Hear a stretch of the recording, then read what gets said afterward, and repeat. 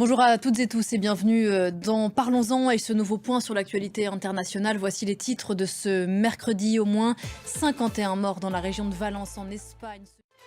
Et on commence avec ces images de fin du monde dans la région de Valence en Espagne. Des pluies torrentielles se sont abattues ces derniers jours sur le pays.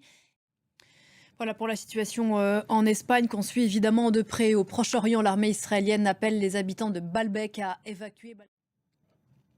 La suite de ce rendez-vous d'infos nous emmène dans la bande de Gaza. Horrible, c'est le mot choisi par l'administration Biden pour qualifier le raid israélien d'hier sur le camp des réfugiés du nord de l'enclave palestinienne Betlalia.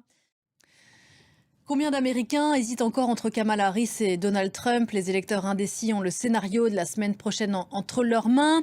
Eux qui pourraient faire basculer les swing states, les États qui ne sont acquis à aucun parti. En attendant le verdict des urnes, les deux prétendants à la Maison-Blanche seront encore ce mercredi dans deux d'entre eux, la Caroline du Nord et le Wisconsin. Kamala Harris prendra la route depuis Washington où elle a rassemblé hier soir ses partisans pour son dernier grand meeting de campagne.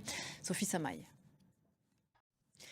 Loin de la planète bleue et de ses vicissitudes, elle porte le nom très poétique de Palais Céleste. Et parlons-en continue juste après ça.